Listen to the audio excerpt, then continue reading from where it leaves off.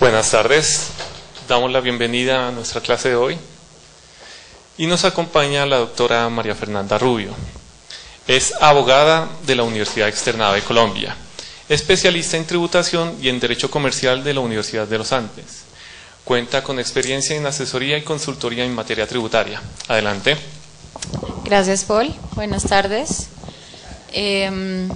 Vamos a tratar de hacer hoy una charla amena, una mesa redonda en la que todos participemos, máxime teniendo en cuenta el partido de Colombia.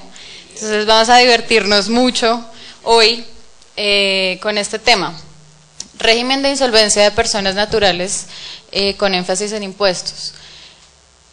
Antes que nada les recuerdo que esta es una mesa redonda, todos podemos participar, las preguntas, comentarios, inquietudes, sugerencias, bienvenidas, y hacemos esto también mesa redonda, como es. Entonces empezamos, régimen de insolvencia de personas naturales con énfasis en impuestos. Yo, antes de hablar del énfasis, de hacer el énfasis en los impuestos, quisiera explicarles un poquito los regímenes que hay al día de hoy sobre personas naturales. Son dos regímenes, dependiendo de la calidad de la persona, si la persona es un comerciante o si la persona natural es un no comerciante. Para la persona natural comerciante existen dos procedimientos que se llama, el primero se llama el procedimiento de reorganización y el segundo es el de la liquidación judicial.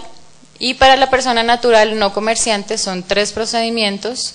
El primero de ellos es la negociación de deudas, el segundo la convalidación de acuerdos y el tercero la liquidación patrimonial. Entonces empezamos. Voy a empezar, el orden de la presentación estaba... Voy a empezar con el régimen de insolvencia para personas naturales no comerciantes, por ser este el más reciente y el que menos desarrollo ha tenido tal vez frente al régimen de las personas naturales comerciantes.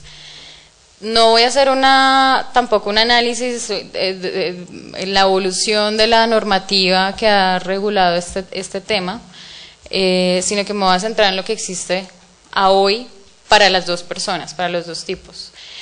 Hoy tenemos, como les explicaba, dos regímenes de insolvencia. El primero que vamos a analizar es de personas naturales no comerciantes.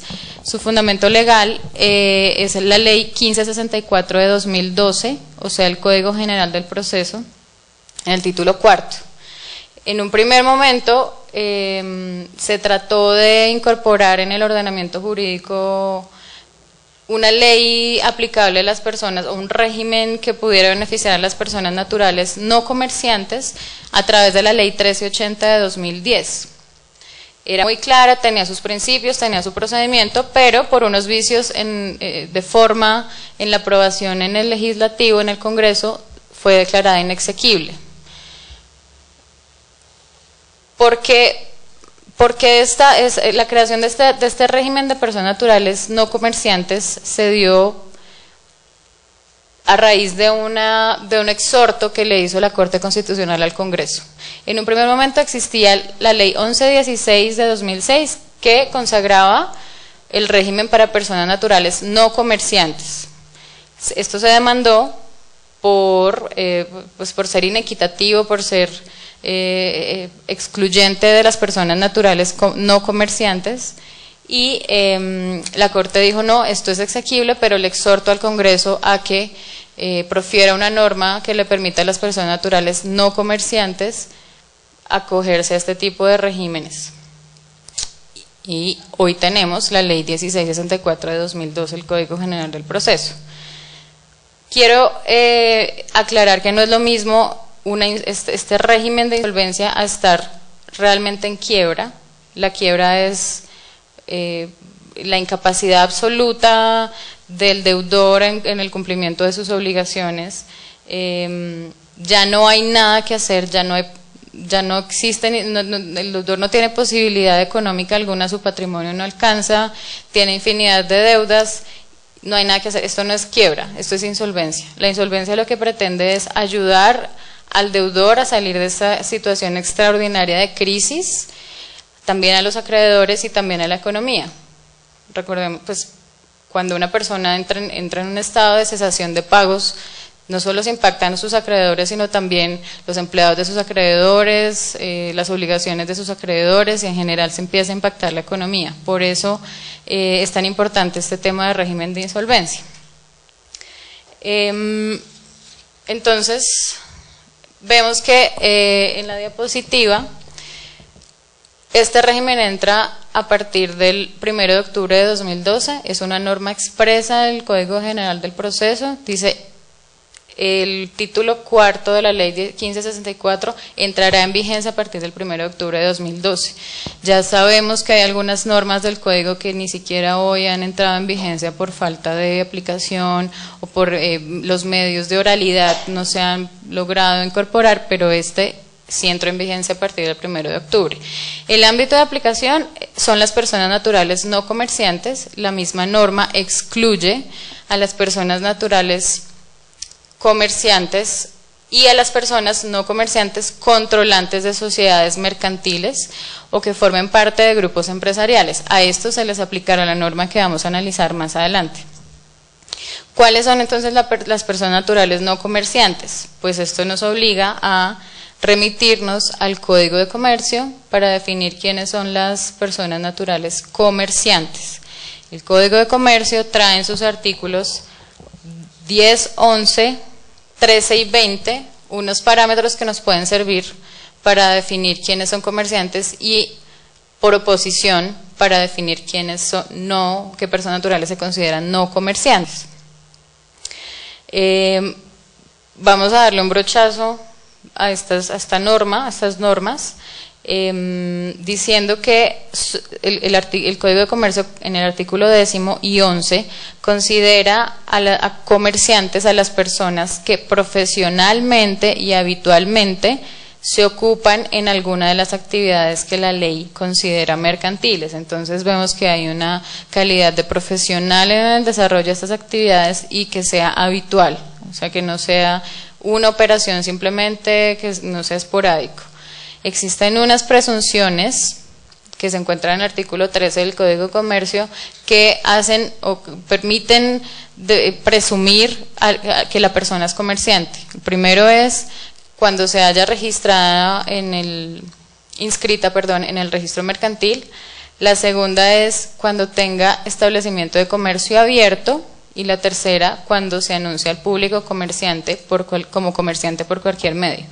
Y ya las actividades que profesional y habitualmente debe desarrollar se encuentran indicadas en el artículo 20 del Código de Comercio.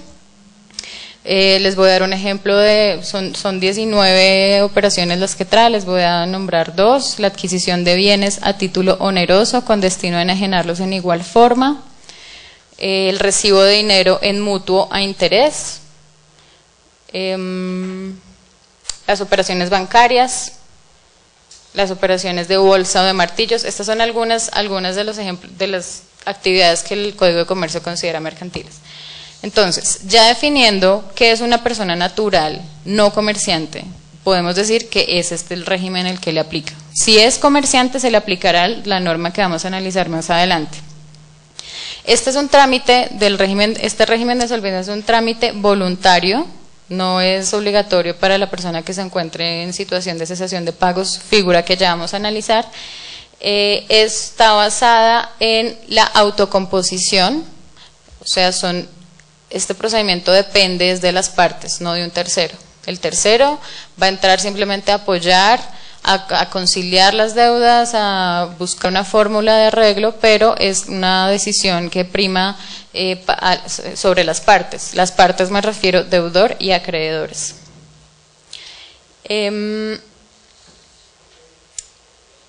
Ok, y vienen ya 3 procedimientos a los que se puede acoger las personas naturales no comerciantes. El primero es la negociación de deudas, el segundo es la convalidación de acuerdos y el tercero es la liquidación patrimonial. Cada uno lo vamos a analizar más adelante, pero les voy a informar antes sobre la competencia o quiénes son los jueces.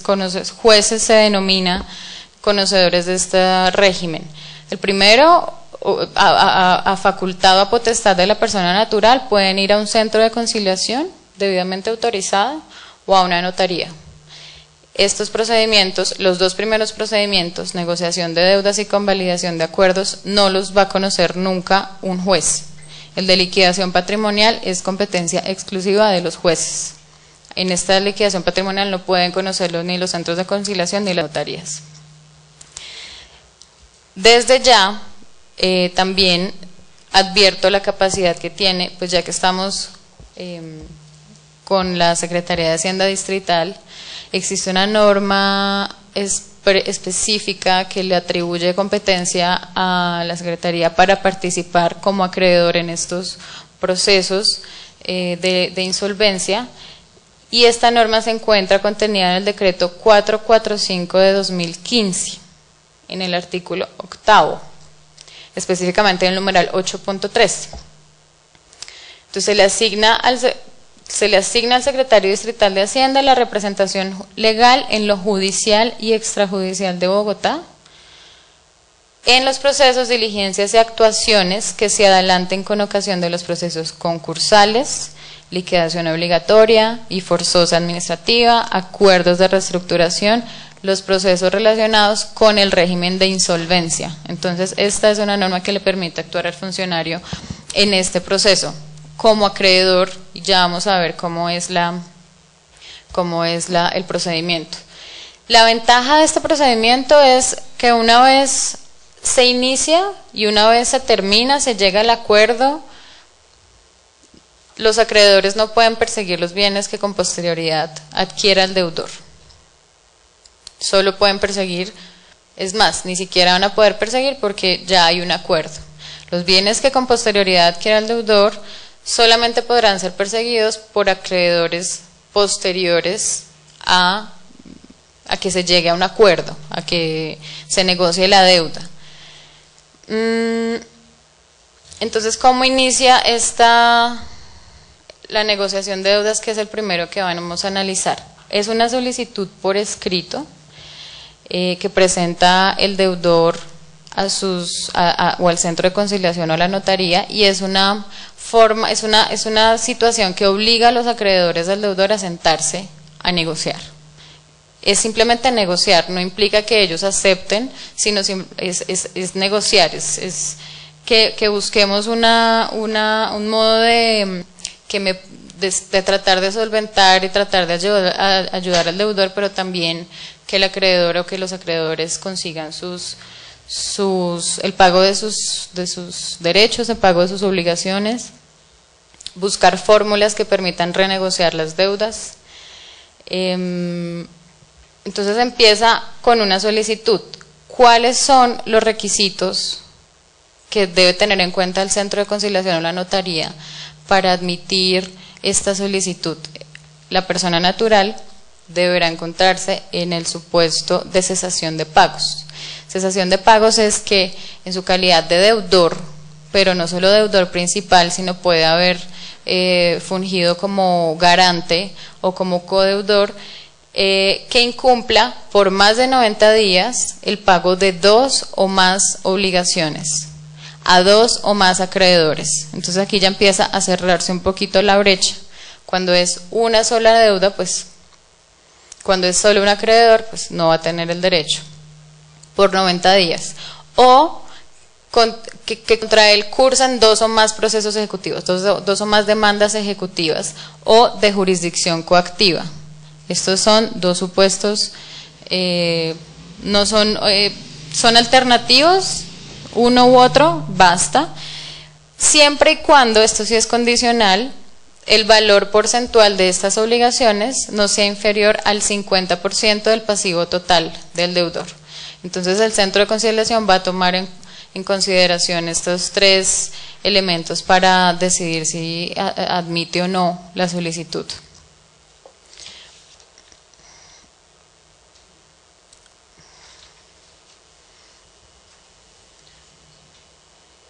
Ok, entonces viene,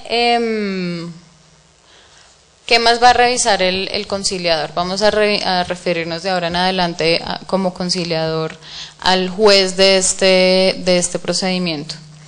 La solicitud debe ser presentada por escrito, a través de apoderado o directamente. Tiene que informar al deudor las causales que lo llevaron a esa situación de cesación de pagos. Tiene que proponer la negociación de deudas de manera clara y objetiva, o sea, no puede plantear una solución que beneficie a uno, a un acreedor y al otro no, o que con dos acreedores que teniendo la misma calidad a uno les da preferencia y a otro no. Tiene que ser objetiva esta negociación de deudas. Tiene que presentar una relación completa y actualizada de todos los acreedores en el orden de prelación que señala el Código Civil, indicando nombre, domicilio, dirección, correo electrónico, cuantía, capital, intereses, la actualización de la deuda, los documentos que tenga en los que conste la deuda, el vencimiento, si hay un crédito, quiénes son sus codeudores, sus avalistas. Toda la información relacionada con cada crédito, toda la tiene que decir. ¿Qué es lo importante acá? La prelación de los créditos. El deudor tiene que darle cumplimiento al Código Civil. Recordemos que en el Código Civil hay una clasificación o un orden de cómo se deben relacionar los créditos. Existen créditos de 5 clases. Y para los efectos que nos ocupan, que nos encontramos ante impuestos distritales, los impuestos pertenecen a créditos de la primera clase. Entonces estos son pagados de manera preferente sobre los demás deudas y créditos que tenga el deudor, junto con los alimentos a favor de un menor de edad, junto con deudas laborales, junto con gastos de subsistencia del deudor. Los impuestos son de primera clase. Hay créditos de segunda clase, de tercera clase, cuarta y quinta.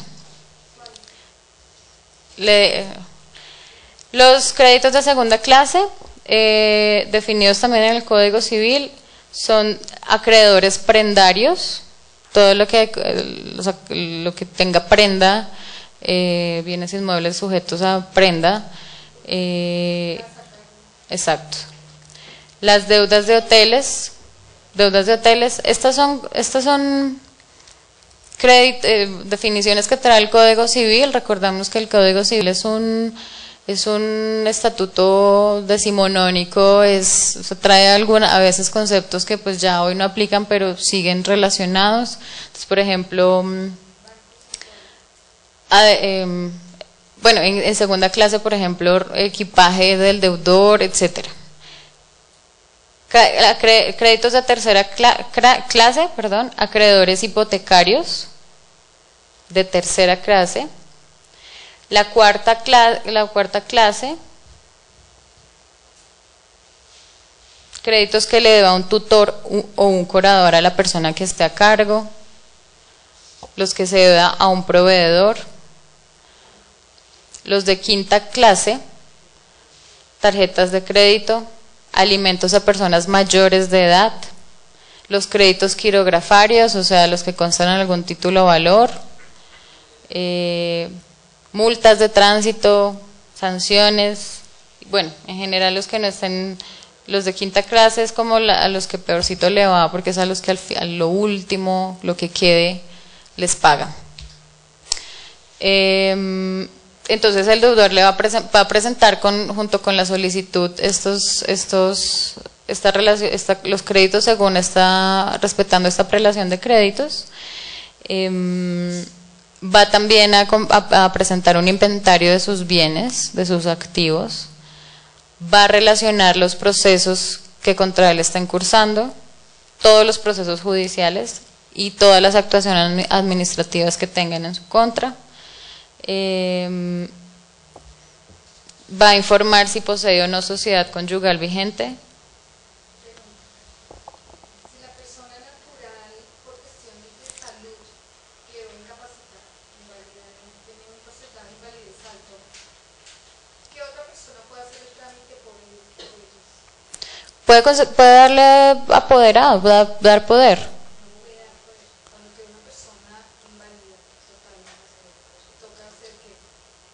Inválida es, perdió. Ya habrá quien tenga Sí, quien tenga el tutor, el Por eso, y si esa persona, digamos, el tutor no lo hace, igual la persona le caerían todos los procesos de cobro correspondientes, indiferente que tenga una situación o no de salud que lo incapacite para iniciar estos procesos. Estas solicitudes. disculpa.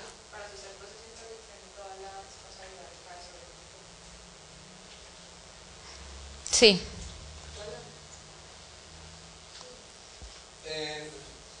Buenas tardes. Una sociedad conyugal, por lo general, cuando hay insolvencia, pues es de los dos, ¿sí? La norma habla de que es independiente, cada uno se puede llevar un solo proceso para la sociedad conyugal.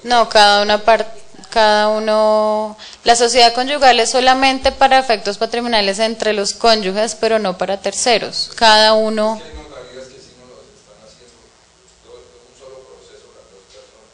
Pues si las dos personas cumplen con esos dos requisitos, podría ser, pues como es algo, hace algo de conciliación, es como un proceso. Lo importante acá es que el deudor y los acreedores estén de acuerdo.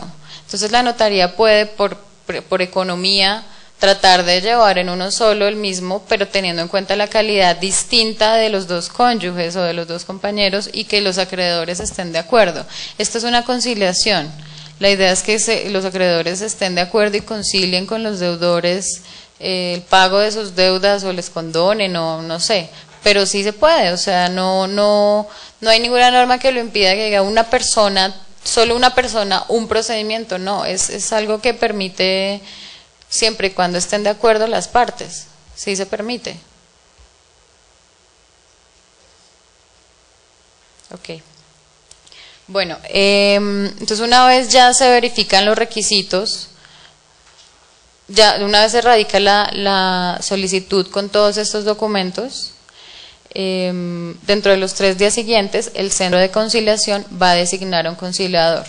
Estos conciliadores ya se encuentran preparados, el Ministerio de Hacienda ya está dictando unos cursos y charlas, ya hay manuales. Al final de estas diapositivas les comparto un link para que ya consulten con mayor profundidad este procedimiento.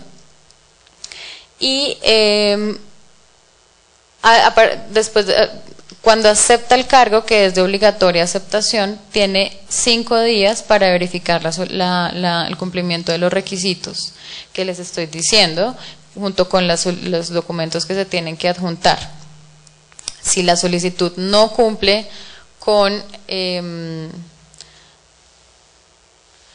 los requisitos, el conciliador le dará un término de 5 días al deudor para que subsane, término vencido el cual, si no subsana, pues se rechazará la solicitud, pero pues si se subsana ya empieza en sí empieza ya el procedimiento.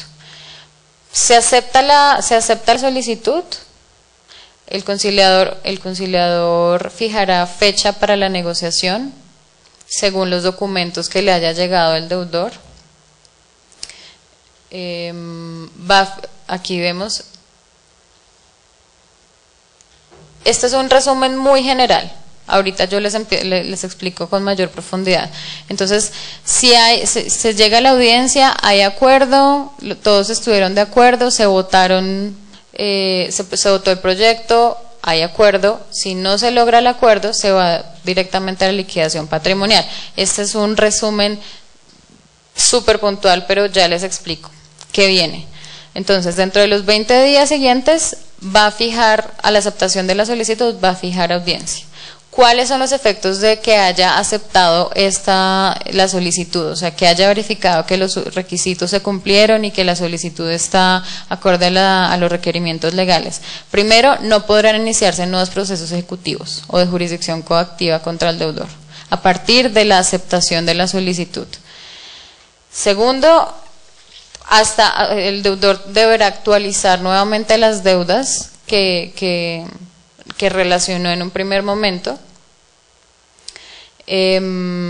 Se interrumperá el término de prescripción de todas las obligaciones, tampoco operará la caducidad de las acciones por obligaciones que haya contraído el deudor antes de la iniciación de ese trámite.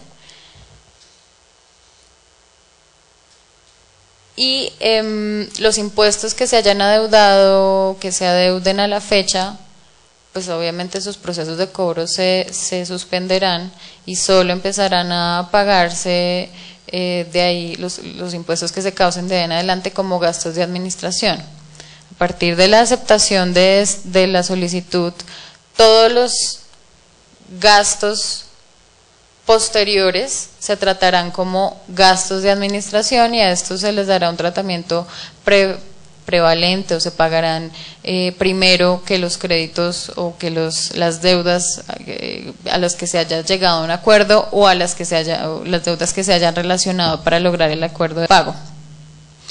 Cuando al día siguiente de la aceptación de la solicitud, el conciliador va a avisarle a los acreedores del deudor de la existencia de este proceso, les va a indicar el monto, según la relación que les allegó el deudor, les va a indicar el monto por el cual, o el monto de la deuda que fue relacionada por el deudor y la fecha en que se llevará a cabo la audiencia de negociación de deudas. También le ordenará al conciliador oficiar a los jueces de ejecutivos para informarles de la apertura de este proceso. Y estos procesos se suspenderán, como ya les indiqué. Como vimos, como ya les dije, los gastos posteriores a la iniciación del acuerdo o de este procedimiento de negociación serán tratados como gastos de administración. Una vez en el evento en el que el deudor incumpla los pagos de estos gastos de administración, el procedimiento de negociación de deudas se declarará fracasado y se pasará a la liquidación patrimonial que ya analizaremos más adelante. El desarrollo cuando se cite la audiencia de negociación de deudas, el conciliador deberá llevar haberle asignado a cada acreedor un voto o unos derechos de voto según las deudas que tenga, según el capital.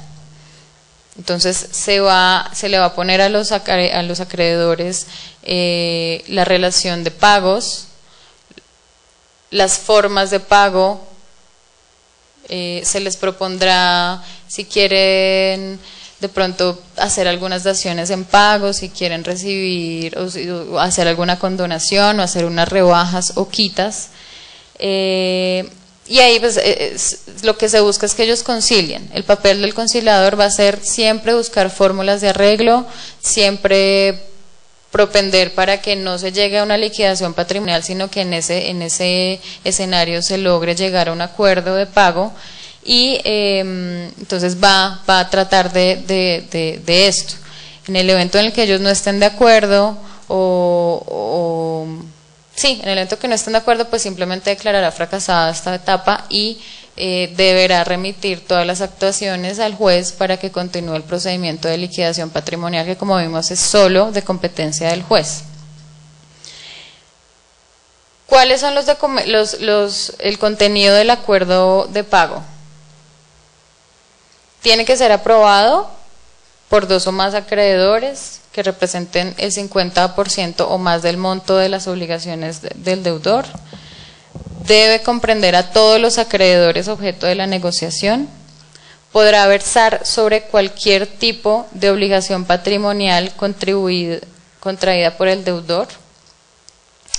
Y en el caso específico de impuestos, el acuerdo no podrá contener reglas que impliquen condonación o rebajas por impuestos, tasas o contribuciones.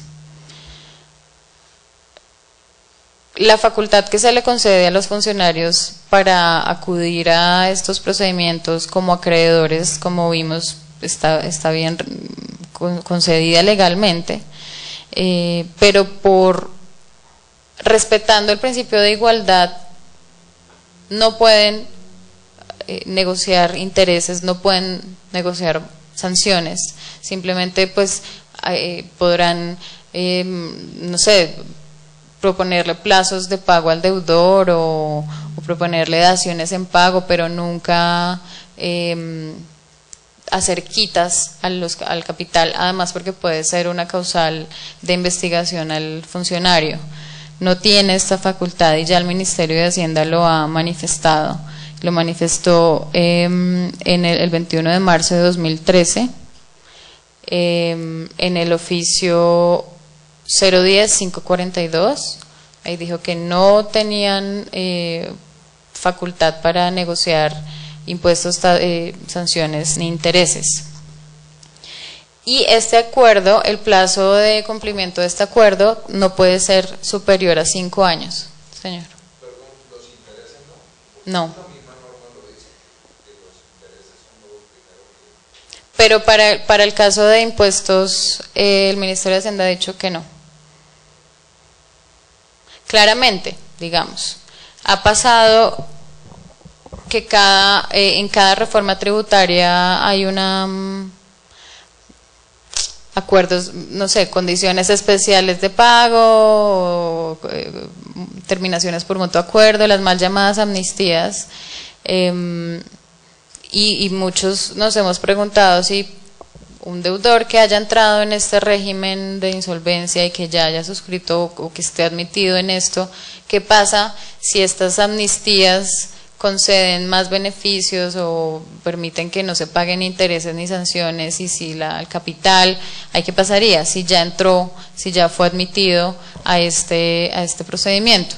Pues las últimas normas que han consagrado este tipo de figuras aceptan, además por igualdad también, que se haga, pues que acceda a este tipo de determinaciones o de amnistías, así haya estado, así se ha admitido en uno de estos procedimientos, por igualdad, porque los otros contribuyentes sí tendrían derecho a obtener estas rebajas y en intereses y en sanciones, y pues ¿por qué no alguien que trató desde un principio de solucionar su situación y de pagar sus deudas?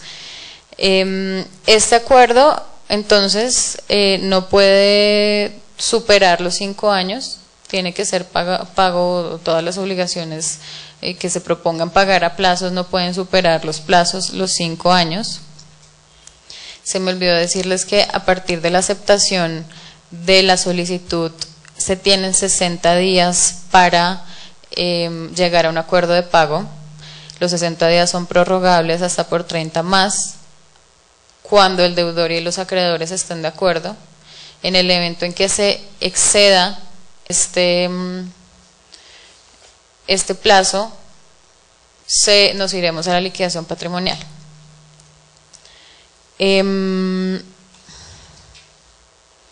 ¿Cuántas veces puede hacer uso una persona de este régimen? Las veces que quiera, realmente son las veces que quiera. Sin embargo, tiene que esperar 5 años a partir del cumplimiento del acuerdo. O sea, el acuerdo lo va a verificar, o el cumplimiento del acuerdo, que es que haya pagado las deudas en los plazos y a los acreedores a los que se comprometió en el acuerdo. Una vez logre o haya pagado, la persona se dirigirá al conciliador para que certifique, para que él compare los acreedores que existían, las deudas que existían, los pagos que han hecho, y ahí verificará que sí cumplió el acuerdo. Una vez se tenga esta certificación, tiene que esperar 5 años para volver a acceder a este régimen de insolvencia. Perdón.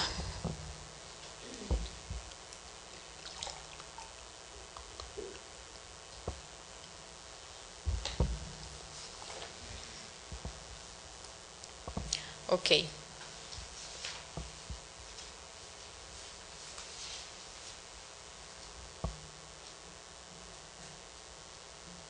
Bueno, estos son los temas que ya vimos. Creo que se me escapa.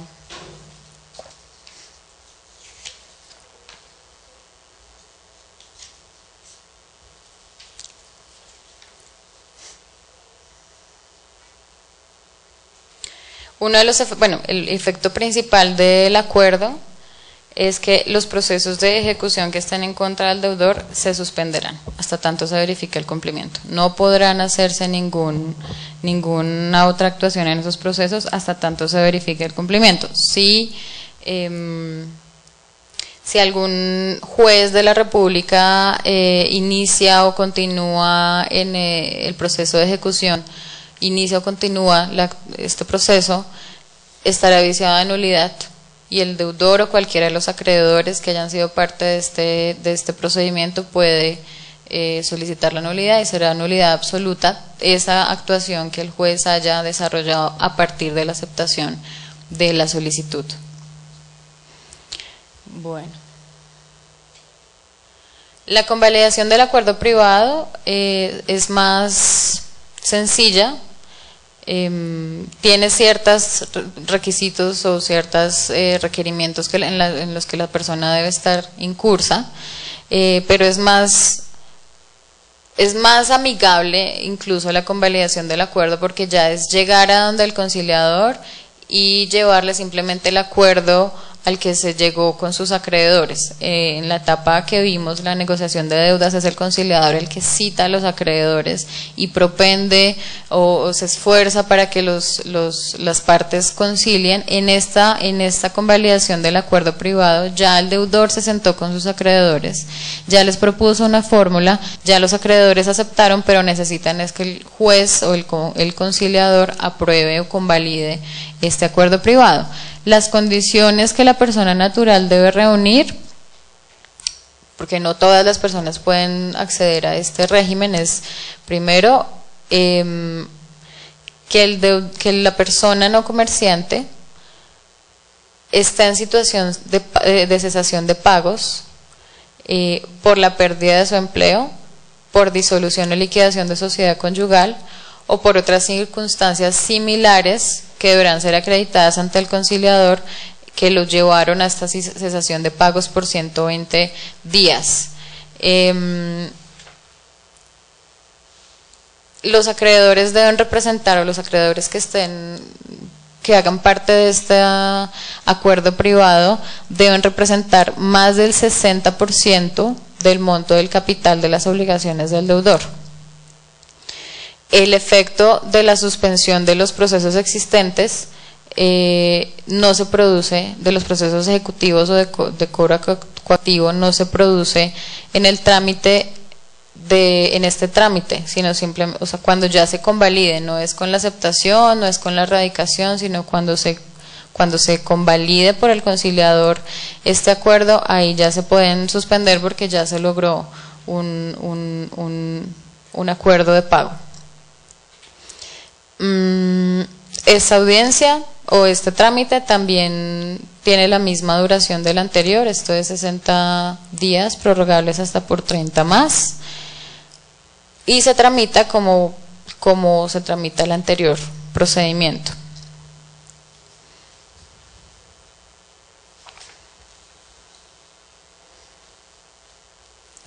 Ok.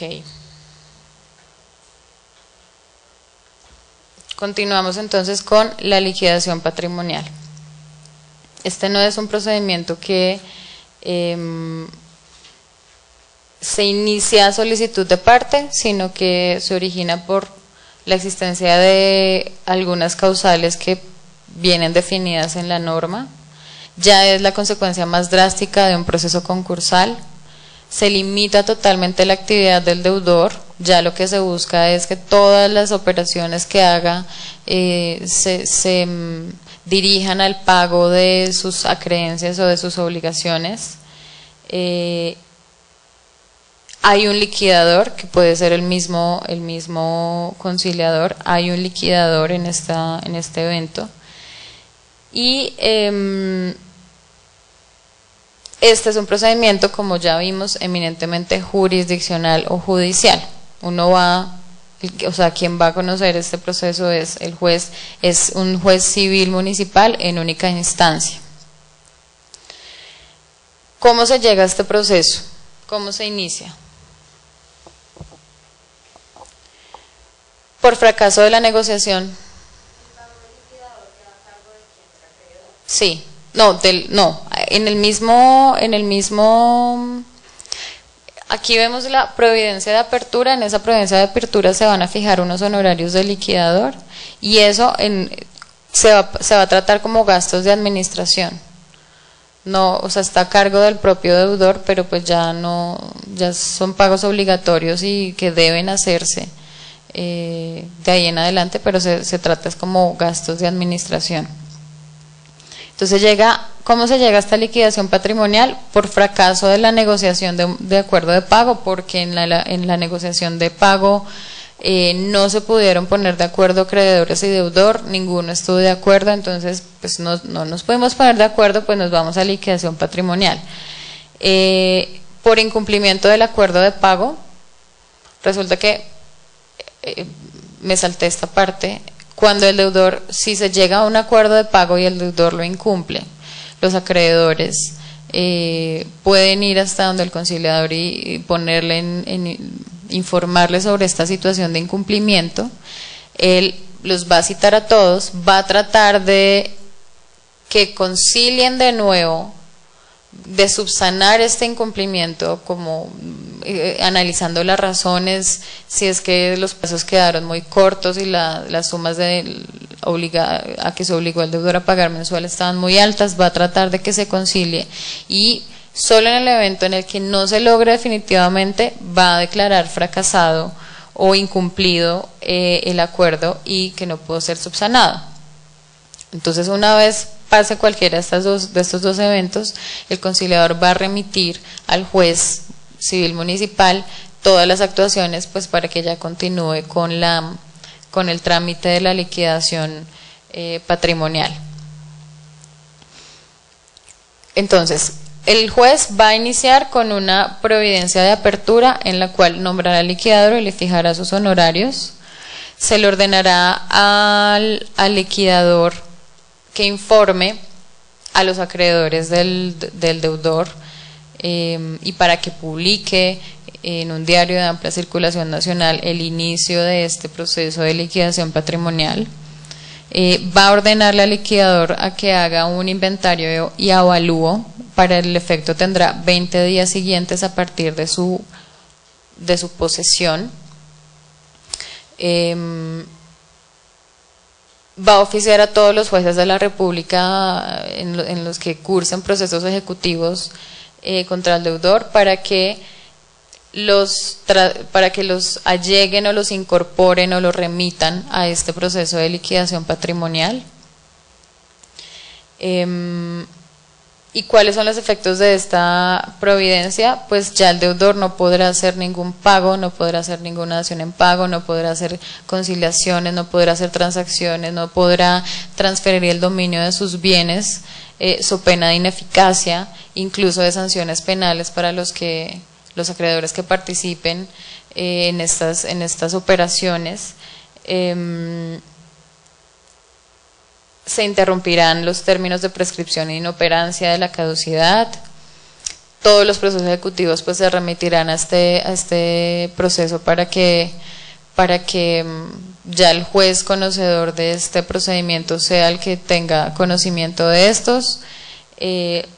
Antes que nada, pues digamos que las obligaciones alimentarias sí priman sobre todo, entonces pueden hacerse pagos en cualquier momento, siempre y cuando se dé información al juez, pueden hacerse pagos por estos conceptos. Y estas normas que regulan estos procedimientos priman sobre cualquier otra. Hay una norma específica que dice que estas normas priman incluso sobre las del estatuto tributario. Entonces, todo lo que se pacte en cuanto a intereses, capital, sanciones, primará el acuerdo, lo que se haya llegado al acuerdo por sobre las normas del estatuto tributario. Recordemos que pues hay normas especiales que indican cómo liquidar una sanción, cómo contabilizar los intereses, cómo pagar, cuánto término tiene para pagar, etcétera. Estas normas ya priman para por sobre las normas del estatuto tributario. Entonces, se da un traslado a los acreedores de 10 días para las objeciones del inventario y avalúos. Una vez se logren, si no hay observaciones, si no hay objeciones, se profiere la providencia de resolución de objeciones, si las hubo, o simplemente la providencia de aprobación de inventarios y avalúos, y se cita una audiencia. Esa audiencia deberá ser llevada a cabo dentro de los 20 días siguientes a esta providencia. Se llama la audiencia de adjudicación. Y en esta audiencia el juez va a decidir cómo se van a adjudicar los bienes a los acreedores del deudor. La forma en la que serán atendidas las obligaciones, obviamente tendrá que respetar las condiciones y las garantías y la calidad de cada acreedor según los créditos, como vimos. En primer lugar será repartido el dinero, después los inmuebles, después los bienes corporales muebles y por último los incorporales. Si quedan remanentes, pues estos ya serán adjudicados al deudor. ¿Cuáles son los efectos de la adjudicación? Entonces, esta parte es importante porque los saldos insolutos, o sea, los saldos que no logren cubrirse con los bienes que se entregaron a los acreedores, serán obligaciones ahora naturales. ¿Qué es una obligación natural? Que no pueden ser exigibles por los acreedores. Si el deudor los llega a pagar, pues es como si estuviera reconociendo que lo debe, pero el acreedor, si el deudor no le paga, pues no puede hacerle ningún tipo de reclamación judicial, no puede, por ser una obligación natural. Sin embargo, el Ministerio de Hacienda ha dicho que en cuanto a los impuestos, intereses, sanciones que se cobre la DIAN, las secretarias de Hacienda, este efecto no aplica, o sea, no se vuelve una obligación natural si quedó una parte insoluta de la obligación, sino que a medida que el deudor vaya teniendo liquidez o vaya adquiriendo patrimonio, podrá perseguirse ese patrimonio por la calidad que tienen las acreencias fiscales, son recursos públicos. Entonces no se les puede dar esta condición de obligación natural. El liquidador, entonces, una vez se haya proferido, se haya llevado con éxito la audiencia de adjudicación, procederá a la entrega material de los bienes muebles e inmuebles dentro de los 30 días siguientes a la ejecutora de la providencia que se emitió en la audiencia de adjudicación. Bueno, esto en cuanto a las personas naturales no comerciantes. Discúlpenme.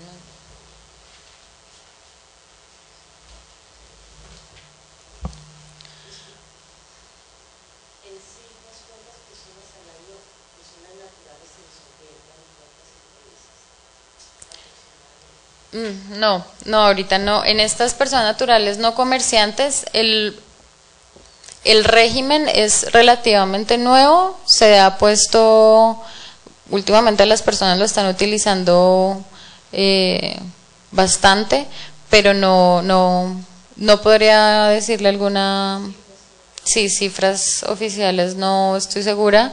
Personas naturales comerciantes sí, muchísimo, además porque el régimen es el mismo que el de las personas personas jurídicas, perdón. Entonces ese sí es bastante. No podría tampoco, o sea, no tengo el dato acá a la mano sobre cuántas personas naturales comerciantes se han acogido al régimen de solvencia, pero son muchísimas, son muchas. Entonces, seguimos con el régimen de insolvencia para personas naturales comerciantes. El fundamento legal es la Ley 1116 del 2006. La norma misma dice que su objeto es proteger el crédito, la recuperación y conservación de la empresa como una unidad de explotación económica y fuente generadora de empleo. Aquí uno diría, ¿cómo? O sea, esta norma está hablando de empresa, está hablando, entiendo yo, como más de sociedades, ¿cómo es aplicable a las personas naturales comerciantes? Hay un artículo del Código de Comercio, es el artículo 25, nos define qué es empresa y empresa es aquella actividad económica organizada para la producción, transformación, circulación, administración o custodia de bienes o para la prestación de servicios.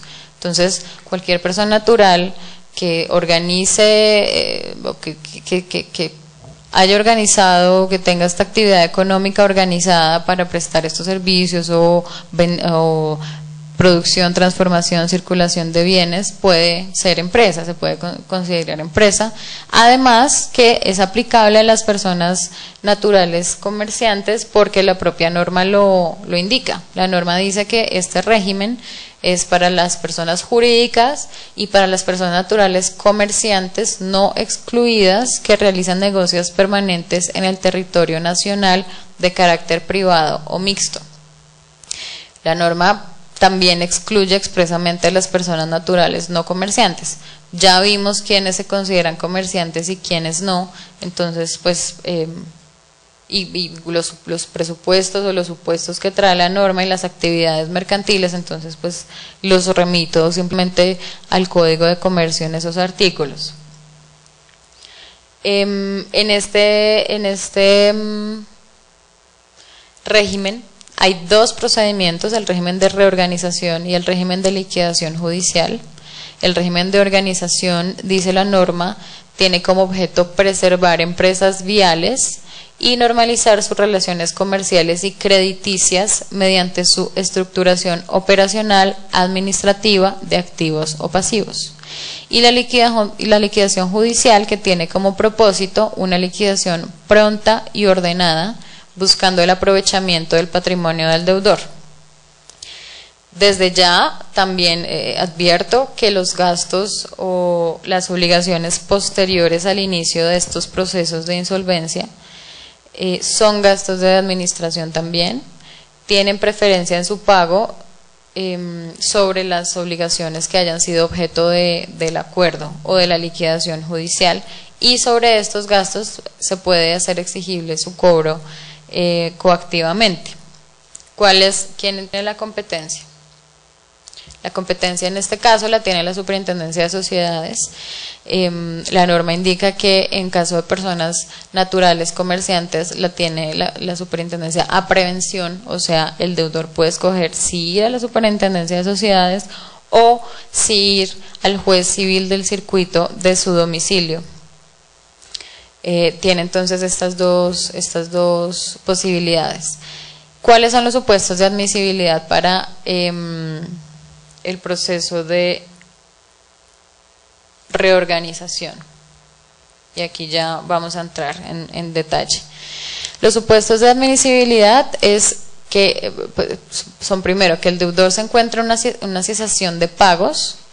La cesación de pagos es definida por la norma como un incumplimiento en el pago por más de 90 días de dos o más obligaciones a favor de dos o más acreedores contraídos en el desarrollo de su actividad como comerciante. O sea, si él contrajo estas obligaciones como persona natural, no puede incluirse o no se podrán tener en cuenta para este supuesto. O que tenga dos o más demandas de ejecución por el pago de sus obligaciones. Estas obligaciones, a diferencia del anterior procedimiento, deberán representar no menos del 10% del pasivo total del deudor. Recordemos que para personas naturales no comerciantes era el 50% del total del pasivo a cargo. Uno de los supuestos importantes que debe verificar el juez conocedor de este proceso es que la persona natural comerciante esté en cumplimiento de sus obligaciones como comerciante. Entonces, estar matriculado en el registro mercantil, llevar contabilidad, tener sus libros inscritos en el registro mercantil, conservar la correspondencia y los demás documentos, cumplir las obligaciones de comerciante que también trae el Código de Comercio. Este proceso podrá ser iniciado por el deudor o por los acreedores o conjuntamente. Directamente o a través de apoderado también, como en el caso pasado, como en el régimen que analizamos hace unos minutos. Esta solicitud deberá ser radicada por escrito ante quien ya vimos, ante quien escoja el deudor, Superintendencia de Sociedades o juez civil del circuito de su domicilio, y deberán adjuntarse un listado de documentos entre los que destaco un inventario de activos y pasivos, una memoria o un informe de las causas que los llevaron a estar en esa situación, un plan de negocios de reorganización y, de nuevo, el proyecto de calificación y graduación de acreencias según el Código Civil, que fueron las que analizamos ahorita de las 5 clases. Esto no solo para tener conocimiento de cuáles son los acreedores, qué derechos tienen, qué garantías tienen, sino también para graduar los derechos de voto. En este caso de reorganización, pues los acreedores también tendrán derecho a votar el proyecto de pago de deuda, y esos votos van a ser medidos o van a ser asignados según el crédito que ellos tengan, el capital la deuda de los que ellos sean titulares. Entonces, recibida la solicitud, el juez verificará si se cumple o no con los requerimientos legales. Si no se cumplen con los requerimientos legales, le va a conceder al deudor o a quien lo haya solicitado el término de 10 días para que complete la solicitud o la subsane, al cabo de los cuales, si no se responde, se entenderá rechazada la solicitud. Y en caso que se cumpla, pues nos iremos a un auto de iniciación del procedimiento, o sea, se va a admitir la solicitud de reorganización. Desde la presentación de esta solicitud hasta la aceptación de la misma, o sea, son 2 momentos, pero igual desde la presentación de la solicitud, el deudor solamente podrá efectuar pagos de obligaciones propias del giro ordinario de sus negocios, como las laborales, a sus acreedores, los impuestos y demás. Entonces, empieza el procedimiento con un auto de iniciación por parte que va a proferir el juez del concurso. Se le va a ordenar en este auto al promotor que, en un término que no puede ser inferior a 20 días ni superior a 2 meses, presente el proyecto de calificación de créditos y derechos de voto con base en la información que le entregó el deudor. Este auto de iniciación se inscribirá en el registro mercantil, entonces quedará para información de todo el público que esta persona natural comerciante se encuentra en un proceso de liquidación o de reorganización. Cuando se reciba el inventario y el proyecto de calificación, se le dará un traslado a los acreedores de 10 días para que presenten objeciones.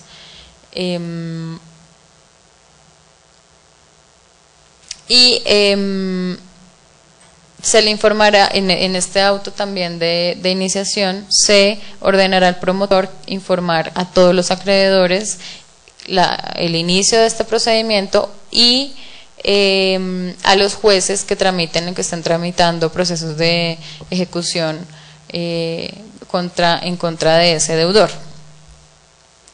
¿Cuáles son los efectos del inicio de este proceso? El inicio se contará desde la fecha del auto de iniciación. El inicio de este proceso implica que no puedan iniciarse ni continuarse procesos de ejecución o de cobro coactivo contra el deudor. estos deberán remitirse a este procedimiento, remitirse al juez, y él tendrá en cuenta, para efectos de graduar el crédito y de los acuerdos a que se lleguen, tendrá en cuenta los procesos de ejecución que se lleguen.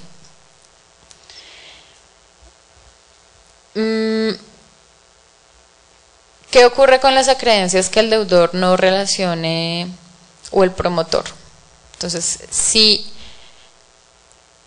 no son relacionadas, le darán derecho al acreedor. Digamos que en el caso más extremo, que ya se hayan llegado a un acuerdo, si los acreedores, si el acreedor no fue relacionado en la relación, en el inventario de acreencias, en el proyecto de reconocimiento de graduaciones de crédito, podrá perseguir incluso al liquidador. Es obligación del liquidador tener ya información de todos los acreedores que tenga el deudor, y podrá incluso perseguir al deudor incluso desde el punto de vista penal.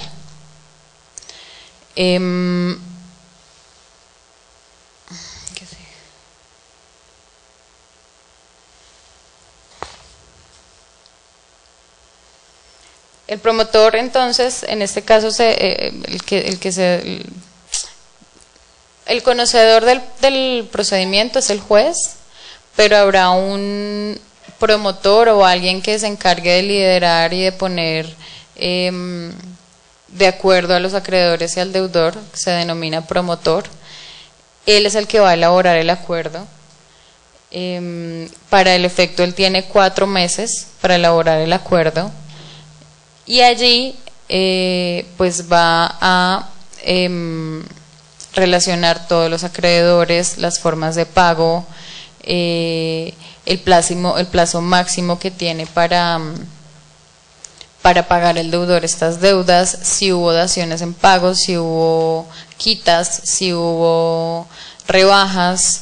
En este acuerdo quedarán consignadas todas esas estipulaciones. La norma de este procedimiento vuelve o reitera lo que habíamos analizado en el anterior, y es que los créditos a favor de la DIAN y los demás acreedores de carácter fiscal no estarán sujetos a los términos del estatuto tributario, los cuales quedarán, las acreencias que se hayan pactado en el acuerdo, que se hayan analizado, discutido en el acuerdo, quedarán sujetas a las resultas del acuerdo de reorganización. Una vez presentado el acuerdo por parte del promotor al juez, el juez citará a una audiencia de confirmación del acuerdo.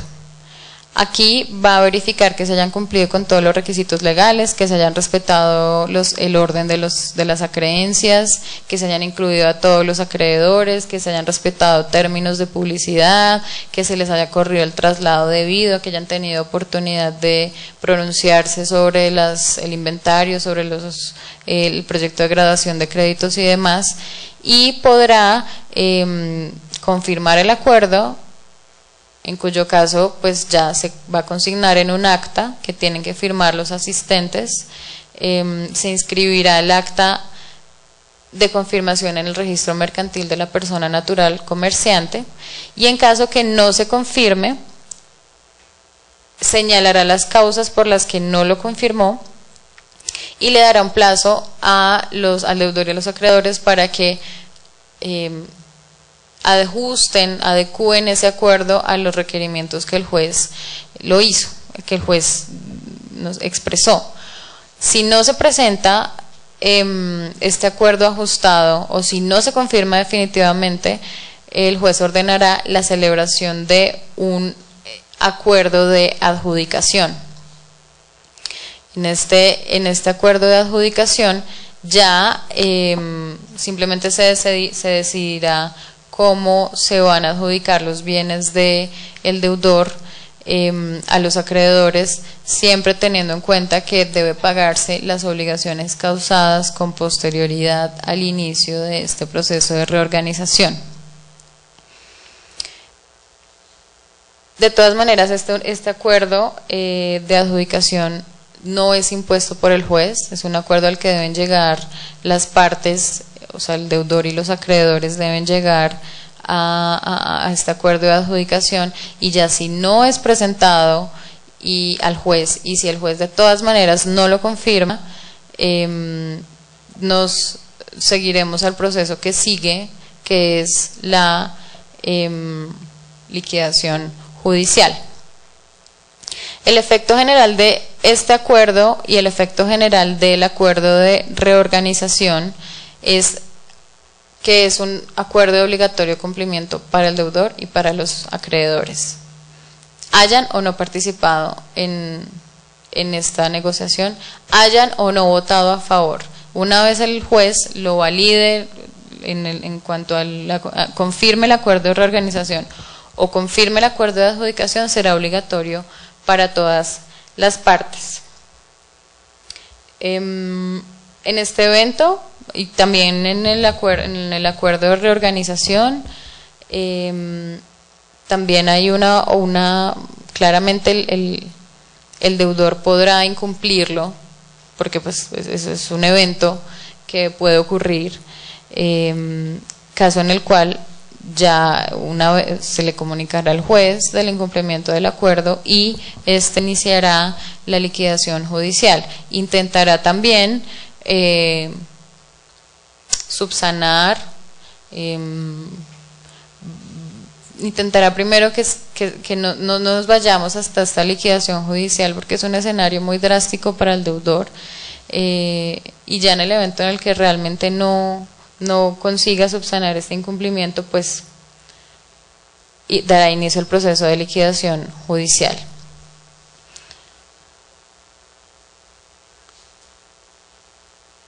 Este es el proceso de liquidación judicial. ¿Cuáles son entonces? En liquidación judicial se iniciará este procedimiento por el incumplimiento del acuerdo de reorganización, por el fracaso o porque no se haya llegado no se haya tampoco dado cumplimiento al acuerdo de adjudicación. Entonces, y por unas causales de liquidación judicial inmediata que previene la misma norma.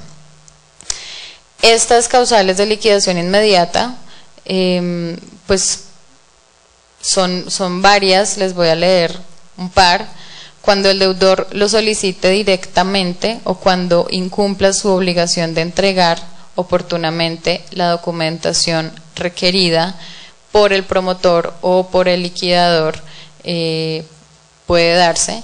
Cuando el deudor abandone sus negocios a petición conjunta del deudor y de un número plural de acreedores titular de no menos del 50% del pasivo externo del deudor.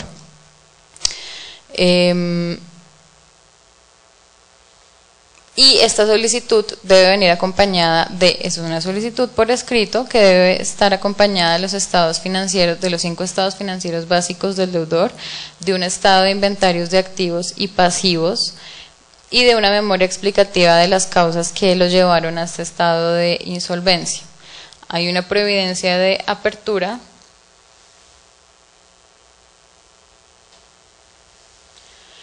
en la cual se nombrará liquidador, habrán medidas cautelares si el juez lo considera necesario, se va a fijar un aviso por 10 días en el cual se informará el nombre del liquidador y el lugar donde los acreedores deben presentar sus créditos. Aquí es tarea de los acreedores ir al proceso y relacionar sus créditos, el monto, sus cuantías, intereses, plazos y demás.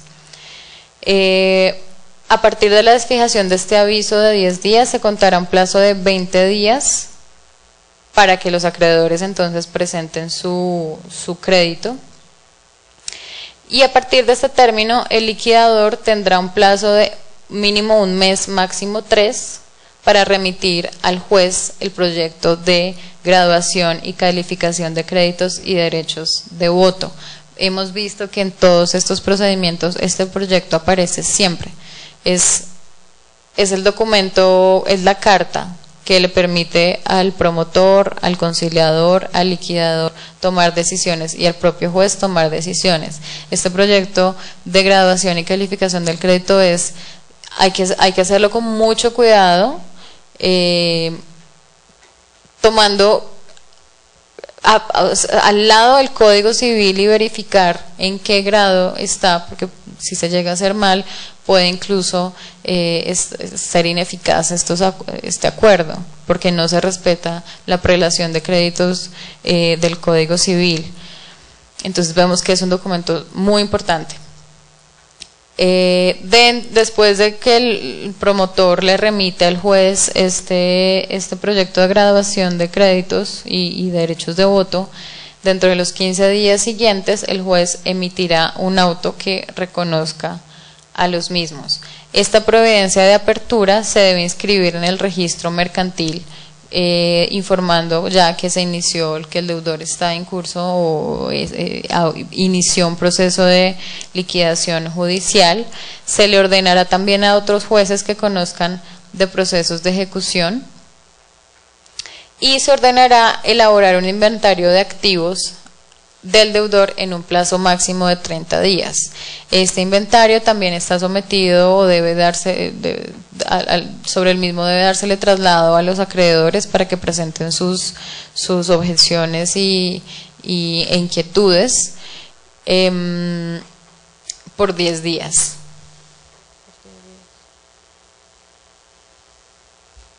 Ok. ¿Cuáles son los efectos del proceso judicial? Se interrumpen, como siempre, la iniciación de la apertura de todos los procesos, se interrumpe el término de prescripción y la inoperancia de la caducidad de las acciones contra el deudor. Se van a ser exigibles todas las obligaciones a plazo del deudor. Se prohíbe que, o ya el deudor no podrá disponer de los bienes, ni podrá hacer acuerdos de pago, daciones en pago, transacciones, conciliaciones por obligaciones anteriores a la iniciación de esta liquidación judicial. El juez del concurso es el que va a conocer de todos los procesos de ejecución que estén cursándose contra el deudor. Y sobre esto, pues claramente las normas que regulan este procedimiento priman sobre otras, sobre cualquier otra norma.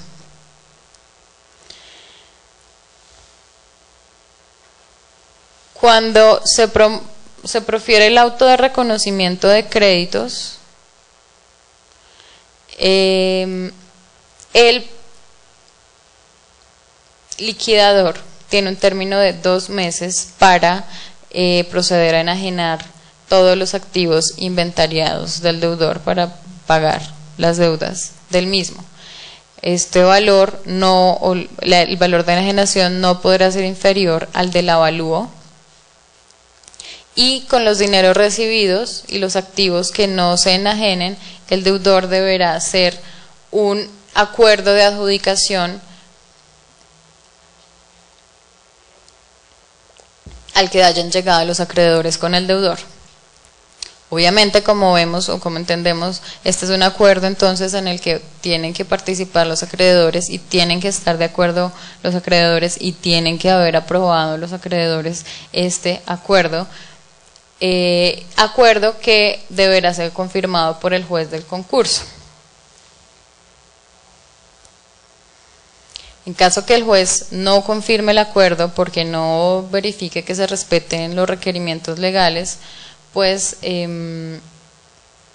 dictará la providencia de adjudicación. En esta providencia de adjudicación también decidirá qué bienes van para qué acreedores, cuáles son los acreedores. Con base en la clasificación de los acreedores, pues les dará prelación a sus créditos y primero repartirá el dinero, como vimos, luego los inmuebles, luego los bienes corporales muebles y finalmente las cosas incorporales.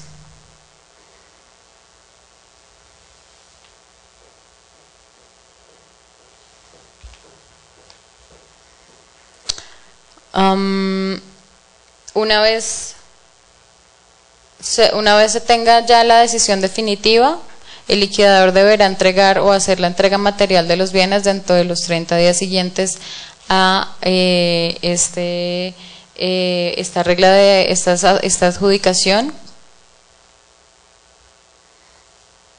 y los bienes remanentes serán entregados al deudor.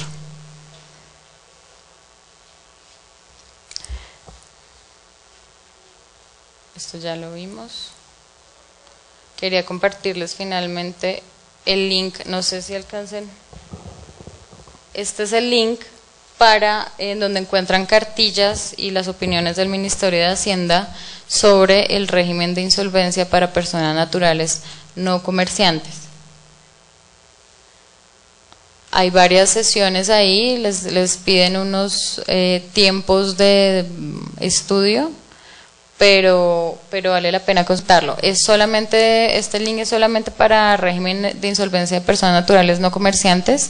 Sobre comerciantes encontrarán infinidad de jurisprudencia y de casos, más pues porque es un régimen que viene desde el año 2006, y este régimen para personas naturales no comerciantes es joven y no ha tenido tanto desarrollo jurisprudencial ni de doctrina tanto. Es el Ministerio de Hacienda el que lo ha hecho. Bueno, eso es todo. Muchas gracias.